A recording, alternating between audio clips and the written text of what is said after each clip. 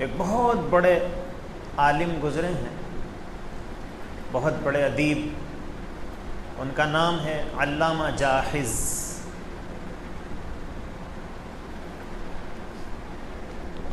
ایک مرتبہ ایک عورت ان کے لائبریری میں آئی، کتب خانے میں، یہ کتاب کا مطالعہ کر رہے تھے۔ اس نے کہا کہ مجھے آپ سے بہت ضروری کام ہے اور وہ آپ کے بغیر کسی اور سے نہیں ہو سکتا ہے۔ انہوں نے سوچا کہ بھی چلو پتہ نہیں کیا کام ہے اس کا۔ جب اس نے بہت اصرار کیا تو یہ ساتھ میں چلے۔ وہ ان کو سونار کی دکان پر لے گئی اور جا کر اس نے سونار سے کہا ایسا ہی، بس اتنا کہہ کے اس عورت نے کہا کہ میرا کام ہو گیا ہے، اب آپ جا سکتے ہیں۔ اور یہ پریشان ہو گئے کہ یہ کون سا کام تھا۔ تو جب وہ عورت چلی گئی تو یہ سونار سے ملے اور اس سے پوچھا کہ اس عورت کا کام کیا تھا۔ اس نے نہ کچھ بتایا نہ کچھ، بس مجھے لے کر آئی اور تمہیں بتا کے کہا ایسے ہی، اور چلی گئی۔ تو سونار نے کہا کہ یہ عورت میرے پاس آئی تھی اور اس نے یہ کہا تھا کہ مجھے شیطان کی مورتی بنا کے دو۔ تو میں نے کہا کہ میں تو شیطان کو دیکھا ہی نہیں، کیسا بناؤں؟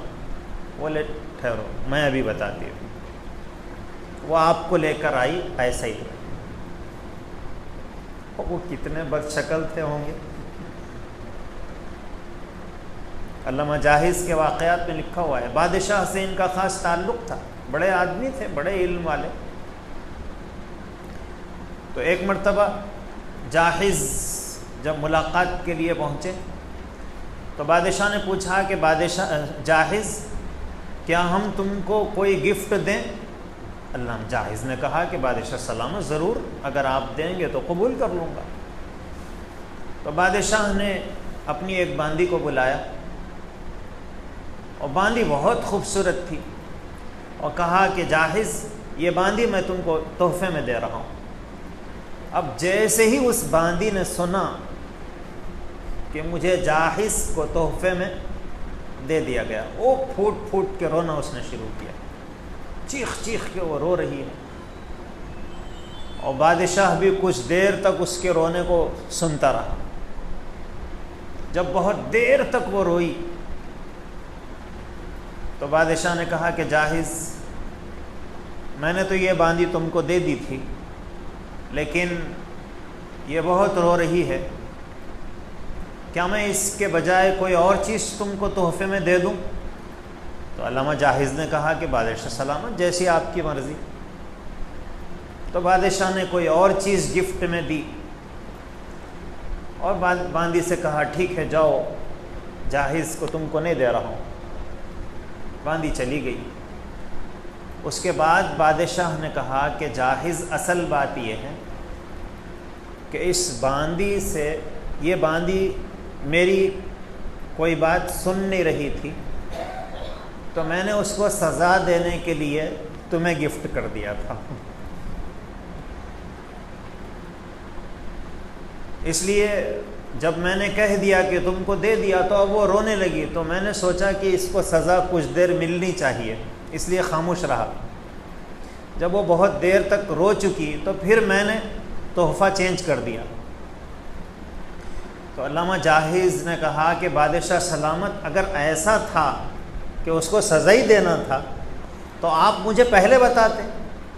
میں تو آپ کے پاس جب آتا ہوں تو اچھے بہترین کپڑے پہن کر اور عمامہ باندھ کر اور بن سنور کر آتا ہوں، اگر آپ پہلے بتاتے تو ویسے ہی آ جاتا تھا۔ تو پھر اس کو اور کڑی سزا ملتی تھی۔